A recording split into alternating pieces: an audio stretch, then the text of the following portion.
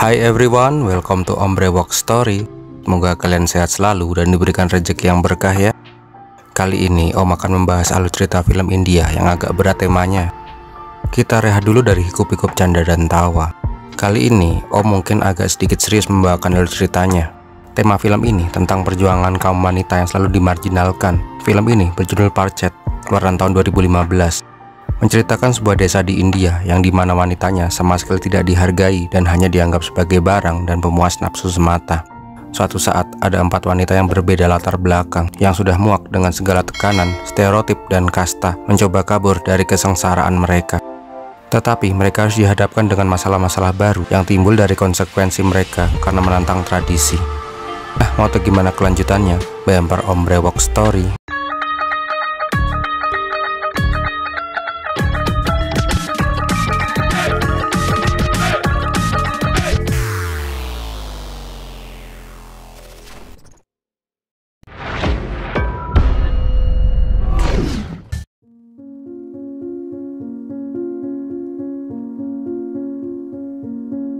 Awal film diperlihatkan sebuah daerah terpencil di Gujarat, India. 2 orang wanita terlihat sangat bahagia ketika menaiki bis, seolah-olah mereka belum pernah menaiki bis sebelumnya. Keceriaan terlihat dari raut wajah mereka, seakan-akan menaiki bis adalah sesuatu yang sangat berharga. Para wanita itu bernama Rani, seorang janda muda yang memiliki 1 orang putra, dan yang satunya adalah sahabat Rani yang bernama Lajo. Ternyata mereka berdua sedang melamar seorang gadis di desa sebelah. Tak lama muncul seorang anak gadis manis yang terlihat masih di bawah umur. Gadis kecil itu bernama Janki, yang rencananya akan dinikahkan dengan anak dari Rani yang bernama Gulab. Di desa ini sangat kental dengan tradisi dan kasta. Di sini terjadi tawar-menawar untuk mas kawin, seolah-olah wanita di sini hanya dipandang sebagai barang yang diperjualbelikan. Di tempat lain terlihat Gulab yang sedang melihat film bokep bersama teman-temannya. Dia bertanya kepada ibunya bagaimana calon istrinya. Gulab menginginkan istri yang berdada besar seperti film yang sering dia tonton. Tetapi ibunya langsung mematikan telepon karena negosiasi harga belum mencapai kesepakatan. Tak lama muncul seorang wanita Asia turun dari bis. Dia langsung digoda oleh gengnya Gulab. Mereka menghina sang wanita Asia itu karena membawa buku. Di daerah mereka, wanita yang biasa membaca adalah wanita yang paling rendah derajatnya. Karena mereka percaya wanita tidak perlu pintar, tugas mereka hanyalah melayani suami, melahirkan dan merawat anak. Tak lama suami dari Niobe datang untuk menjemput dan memperingatkan para ABG itu untuk menjaga sikap mereka. Di rumah keluarga Janki, akhirnya terjadi kesepakatan. Rani harus menebus Janki dengan harga 4 lak. Di sini keluarga Janki bahkan memberi garansi bila Janki tidak bisa menjadi menantu yang baik, Rani bisa mereturnya dan 100% uang kembali. Karena sudah sepakat, akhirnya Rani dan Laju pulang ke desa untuk mempersiapkan pernikahan Gulab. Sesampainya di desa, ternyata para tetua sedang melakukan sidang adat karena ada istri yang melarikan diri dari suaminya. Para tetua mendesak keluarga sang wanita untuk mengembalikannya ke suaminya atau desa mereka akan mendapatkan malu. Di sini Kishan menyela omongan para tetua desa bahwa cobalah mereka membuka mata. Sang wanita terlihat lebam di wajahnya, itu menandakan sang suami melakukan KDRT. Tetapi di sini para tetua tidak memperdulikan omongan Kishan karena dia merupakan orang luar. Diketahui bahwa Kishan dan istrinya adalah pendatang dan mereka merupakan orang yang peduli dengan desa itu. Dia membantu memberdayakan para wanita untuk membuat kerajinan kain dan akan dipasarkan ke kota agar para wanita di desa itu bisa bekerja dan mendapatkan uang tambahan. Tetapi mayoritas lelaki di desa itu tidak suka dengan Kishan karena dia membawa pengaruh buruk untuk wanita-wanita di desa dan merusak tradisi yang sudah turun-temurun. Nah gini ini nih, kalau dari kecil nggak pernah ikut imunisasi, orang mau ngebantu malah dikira rusak budaya. Aduh. Karena sudah tidak kuat, akhirnya Campa mengatakan bahwa dia selalu disiksa oleh suaminya dan tidak ingin kembali lagi ke rumah suaminya itu. Tetapi di sini para tetua tetap pada pendiriannya dan menyuruh keluarga Campa untuk segera membawa pulang ke rumah suaminya. Karena sudah tidak kuat, dia akhirnya mengatakan semuanya bahwa dia telah diperkaos oleh kakak iparnya dan ayah mertuanya. Bahkan dia sempat sampai menggugurkan kandungannya karena tidak tahu siapa ayah dari anak yang dia kandung. Setiap malam dia selalu digilir oleh para lelaki di rumah suaminya. Tetapi ayahnya dan para tetua tidak peduli dengan itu. Mereka hanya mementingkan martabat desa mereka. Di rumah Rani, dia terlihat sedang sibuk mempersiapkan pakaian pernikahan untuk anaknya. Di sini diketahui bahwa Rani seorang janda yang ditinggal mati. Dia harus menghidupi anaknya yang berusia 17 tahun dan ibu mertuanya yang sakit-sakitan. Malam harinya diperlihatkan sebuah diskotik keliling. Di desa terpencil seperti itu, hiburan macam ini merupakan hiburan yang sangat digemari para lelaki di sana. Di warung remang-remang ini ada satu biduan yang sangat terkenal, yang bernama Bijli. Kesemokannya sudah terkenal seantero kabupaten. Selain menjadi biduan, Bijli juga merupakan seorang bambak pemuas nafsu lelaki yang cukup terkenal. Karena kepopulerannya, bosnya selalu mematok harga yang mahal untuk jasa enak-enaknya. Tetapi karena dia tahu dia sangat populer, Bijli kadang suka seenak hati untuk menolak bekerja dan memilih-milih pelanggannya. Hal itu jelas saja membuat bosnya merasa stres karena tingkah laku anak buahnya itu. Tetapi di saat bosnya yang marah kepadanya, dia selalu dibela oleh Raju, pria yang bekerja di disko keliling itu, yang sepertinya menyukai Bijli. Tak lama datang Rani dan Lajo. Ternyata Bijli merupakan teman semasa kecil Rani dan mereka sangatlah akrab. Rani sering bersembunyi-sembunyi menemui Bijli ketika dia manggung di desanya. Di tempat lain, Gulab dan gengnya malah asik mabuk-mabukan. Di sini diketahui bahwa Gulab adalah anak yang sangat kurang ajar. Ketika ibunya membandeng tulang untuknya, dia malah menghabiskan uang untuk berfoya-foya dan menyewa mbak-mbak di lokalisasi. Hukam, galat kaise? Di tempat lain, di rumah Lajo, diperlihatkan suaminya yang kasar. Dia selalu menyiksa Lajo karena Lajo tidak bisa memberikan anak untuknya. Di sini, Lajo selalu menjadi sasaran kekesalan suaminya. Beberapa hari kemudian pernikahan Gulab pun tiba. Hampir semua warga desa mengantar ke pernikahan Gulab ke desa tetangga. Di sini, Rani sempat melihat luka lebam di wajah sahabatnya. Tetapi karena ini hari besar untuk Gulab, Lajo berbohong bahwa dia terjatuh semalam. Singkat cerita, pernikahan Gulab dan Janki pun berlangsung. Setelah upacara pernikahan, teman-teman Gulab menggodanya dan mengatakan, "Bila kau tidak kuat, nanti kita bantu malam pertamanya, coy." Di dalam rumah, masalah baru timbul. Ketika kerudung sari Janki dibuka, rambutnya terlihat telah botak tidak beraturan. Hal ini jelas saja membuat Rani marah. Karena di hari pernikahan anaknya, mempelai wanitanya malah botak seperti itu. Rani meminta membatalkan pernikahan dan meminta pengembalian uangnya. Tetapi ibu Janki mengatakan bahwa sebelum pernikahan, Janki terkena kutu yang sangat banyak dan jalan satu-satunya adalah menggundulinya. Karena sama-sama tidak ingin malu, akhirnya mereka sepakat untuk melanjutkan pernikahan.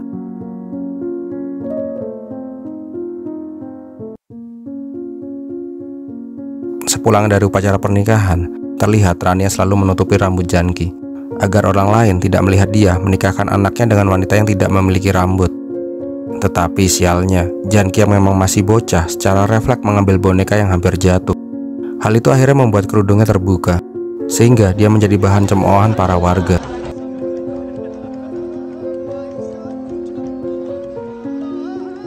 Malam harinya diadakan pesta pernikahan di rumah Rani. Tetapi tak disangka, Bijli datang ke pesta itu untuk memberikan selamat untuk sahabatnya. Akan tetapi, kedatangan Bijli malah menjadi bahan omongan. Karena wanita penghibur seperti dia datang ke pesta pernikahan. Hal itu dipercaya akan membuat sial. Bijli yang hanya ingin memberikan selamat kepada sahabatnya, tetapi ketika melihat semua orang menatap dinginnya, dia menyadari bahwa dia tidak diterima di sana. Bijli lalu meminta maaf ke Rani dan pergi meninggalkan pesta. Tak lama setelah pesta selesai, Rani yang merasa kesal dan malu mendapati bahwa ibu mertuanya meninggal dunia. Entah mengapa, cobaan demi cobaan mendatangi Rani tanpa henti. Di upacara kremasi pun, orang-orang malah membahas hal yang tidak penting, bahkan lebih ke arah memprovokasi. Mereka mengaitkan kematian nenek Gulab dengan kedatangan Bijli yang kotor. Dan ada juga yang mengaitkan bahwa neneknya mati karena melihat istri Gulab yang botak. Karena omongan-omongan itulah, Gulab malah pulang dengan keadaan mabuk. Dia lalu memaksa melakukan malam pertama dengan kasar kepada Janki. Rani yang tidak kuat mendengar pertempuran kasar anaknya dan menantunya, akhirnya pergi ke tenda Bijli. Dia meminta maaf karena sikapnya kemarin yang tidak membelanya. Tetapi Bijli yang sadar diri tidak mempermasalahkan itu. Di sini Rani curhat bahwa dia sangat kacau saat ini karena dia memaksa anaknya untuk menikah agar bisa segera mandiri dan tidak mabuk-mabukan lagi. Tetapi sekarang malah memperburuk keadaan. Anaknya malah menyalahkannya karena menikahkannya dengan gadis botak. Keesokan paginya, Rani kembali disalahkan oleh anaknya yang semakin membuat dirinya merasa bersalah. Siang harinya, Janki bangun dari tidur. Dia keluar dengan terpincang-pincang dan sempoyongan karena malam pertamanya sangat kasar dan menyakitkan untuknya. Di dalam dapur, Janki kembali membuat Rani tambah kesal karena dia tidak bisa membantunya memasak. Rani kemudian mengatakan, "Aku sedang dikutuk oleh dewa karena membeli kambing tidak berguna sepertimu." Tak lama, Lajo datang ke rumah Rani dengan tubuh yang babak belur. Rani langsung membalurkan obat agar lukanya tidak terbuka dan infeksi. Tetapi pada saat membalurkan obat, entah setan apa yang merasuki mereka. Mereka malah bercengkrama dan saling buka-bukaan. Mungkin ini adalah kekecewaan mereka dengan sosok lelaki yang tidak bisa mengayomi mereka. Tetapi kegiatan mereka tak berlangsung lama, karena Janki tiba-tiba masuk dan kaget melihat ibu mertuanya sedang buka-bukaan. Malam harinya, Gulap yang kembali mabuk-mabukan kembali membuat onar dengan mengencingi dan menginjak-injak kain hasil kerajinan para wanita di desa. Keesokan paginya, Rani datang ke rumah Kisan dan mendapati bahwa tempatnya sudah porak-poranda. Di sini, Rani yang tidak tahu bahwa itu kelakuan anaknya malah menyalahkan Kisan karena hasil kerja kerasnya dan teman-temannya menjadi kotor dan tidak layak jual. Naobi yang kesal akhirnya mengatakan bahwa semua ini adalah perbuatan Gulap yang seketika membuat Rani menjadi terdiam. Sepulang dari rumah Kisan, Rani malah mendapati Janki yang sedang asik membaca di depan rumah. Akhirnya Janki lah yang menjadi sasaran kekesalan Rani. Di sini terlihat beban berat Rani menjadi seorang janda dan orang tua tunggal. Seperti semua beban tertumpu di pundaknya. Satu-satunya hiburannya adalah dengan berkumpul dengan teman-temannya untuk sejenak melupakan beban di pundak dari rutinitas mereka. Tetapi pada saat pulang ke rumah, dia kembali harus dibuat kecewa karena ada orang yang mencari Gulap untuk menagih hutang. Ternyata Gulap memiliki hutang besar kepada Germo. Gulap sering jajan di lokalisasi dan mengutang. Rani yang tidak ingin anaknya mendapatkan masalah akhirnya mengambil uang tabungannya. Tetapi itu juga masih belum cukup untuk membayar hutang Gulap. Rani bahkan sampai meminjam uang ke Keshan dan akan menyicilnya dengan kerajinan tangannya. Setelah mendapatkan uang, Rani diantar Keshan untuk menebus Gulap. Tetapi bukannya sadar dan meminta maaf, Gulap malah menyalahkan ibunya karena menikahkannya dengan wanita yang tidak cantik. Di rumah, Janki kedatangan sad boy yang sebelumnya. Melihat sad boy itu, Janki langsung masuk ke rumah karena dia tidak ingin timbul masalah. Tak lama, Lajo kembali datang ke rumah Rani dengan babak belur. Melihat Lajo yang babak belur, Janki kemudian mencoba mengobati luka-luka Lajo.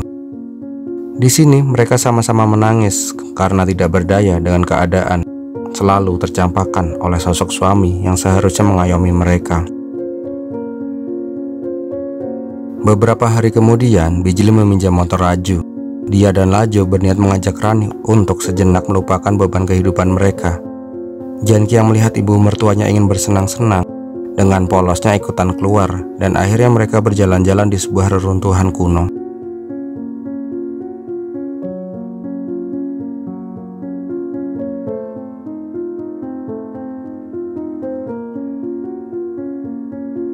Di sini mereka kembali berbincang tentang kehidupan berat mereka. Kali ini topik pembicaraannya adalah kemandulan Lajo. Di sini Bijli mengatakan, "Kau selalu disiksa karena suamimu mengatakan kau mandul. Tetapi bagaimana bila suamimu yang mandul?" Lajo memang tidak berpendidikan, tidak tahu bila seorang pria bisa mandul. Dia mengira bahwa hanya wanita yang tidak bisa memberikan keturunan.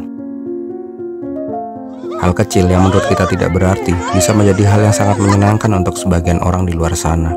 Contohnya, saat ini Rani mendapatkan telepon. Handphonenya yang bergetar membuatnya keenakan. Bahkan Lajo ikut-ikutan menaruhnya di selangkangan untuk merasakan sensasi getar HP. Ternyata telepon itu dari Gulap yang mencari ibunya dan istrinya yang tidak ada di rumah. Tak lama, Bijli mengatakan bahwa Rani terlalu memanjakan Gulap. Tetapi Rani malah salah paham dan marah kepada Bijli. Dia mengatakan, "Tidak usah mengurusi anak orang lain, urus saja pelanggan-pelangganmu." Mendengar itu, Bijli merasa direndahkan. Dia akhirnya marah dan mengeluarkan semua emosinya. Mereka pun akhirnya berdebat. Tetapi ketika Bijli bilang Gulap pernah datang ke tendanya untuk enak-enak, Rani langsung menamparnya dan pergi meninggalkannya. Tetapi diketahui, pada saat itu Bijli mengusir Gulap dan tidak ingin menerima Gulap. Akhirnya Bijli mengeluarkan semua unek-uneknya dan bercerita kepada Lajo bahwa sebenarnya suami Rani dulu adalah pelanggannya. Suami Rani sering menyewa jasanya, walaupun saat itu dia baru saja menikah dengan Rani. Tetapi Rani tidak mengetahui itu. Sampai suatu hari suami Rani meninggal karena kecelakaan. Entah mengapa, dia menjadi iba dengan Rani. Dan mulai saat itulah dia dan Rani menjadi sahabat. Sesampainya di rumah, Gulab malah besar karena mereka meninggalkan rumah sampai larut malam. Di sini Gulab mengatakan, jangan pernah bertemu dengan Bijli karena dia wanita kotor. Tetapi di sini Rani mengatakan, bila kau bisa menemuinya, kenapa ibu tidak boleh menemuinya? Mendengar itu, Gulab langsung terdiam. Di diskotik keliling, Raju mengatakan bahwa saat ini bos sedang amat kesal karena Bijli keluar tanpa izin seenaknya.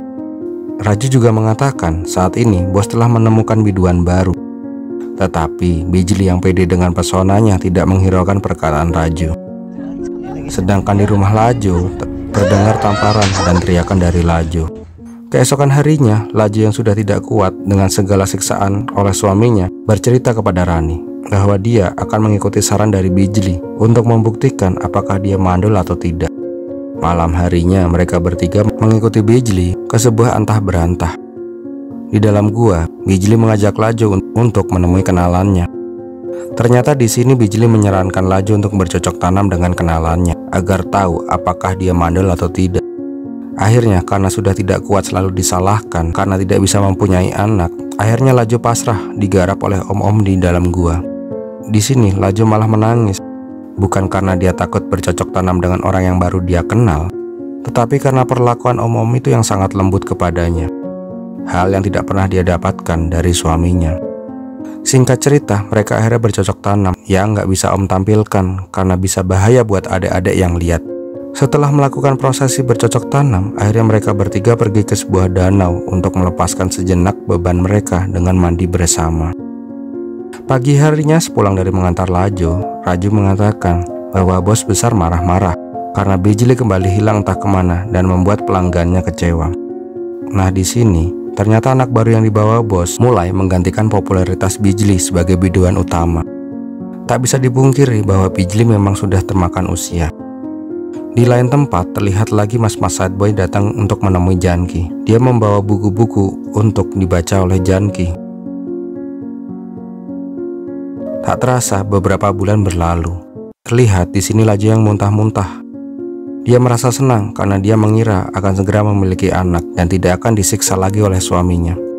Di tempat Kishan pun Laju mendapatkan promosi dan bonus karena hasil kerjanya sangat bagus dan disukai oleh klien. Kishan bahkan menawarkan Laju menjadi pengrajin utama untuk kliennya. Dia akan mendapatkan gaji bulanan dan bonus.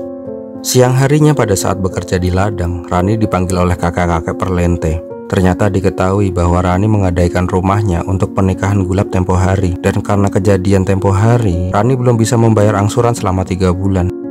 Sesampainya di rumah, Rani kembali melihat sad boy yang mencoba masuk ke rumah. Melihat itu, dia langsung mengusir sad boy itu. Beberapa hari kemudian, malam ini Laju berencana memberitahu suaminya yang baru pulang dari merantau bahwa dia saat ini sedang hamil. Dia mengenakan baju terbaiknya agar suaminya senang.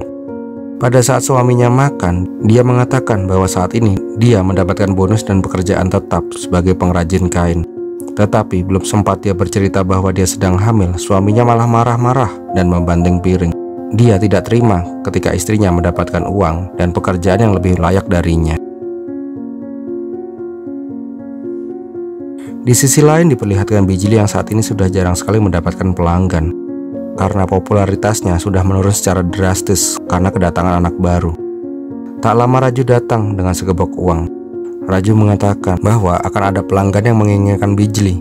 Raju mengatakan bahwa nanti malam temuilah pelanggan itu di halte bis jam 10. Malam harinya Bijli menunggu pelanggan itu, tetapi yang datang adalah Raju. Di sini Bijli kebingungan apa yang sedang terjadi. Raju kemudian mengatakan bahwa dia sangat mencintai Bijli dan mengajak Bijli untuk meninggalkan disko keliling dan hidup bersamanya di Delhi. Tapi Bijli malah menganggap Raju ingin menjadi germonya. Bijli menganggap Raju hanya ingin memanfaatkan tubuhnya. Bijli yang marah langsung meninggalkan Raju. Beberapa saat kemudian, desa disibukkan oleh persiapan perayaan.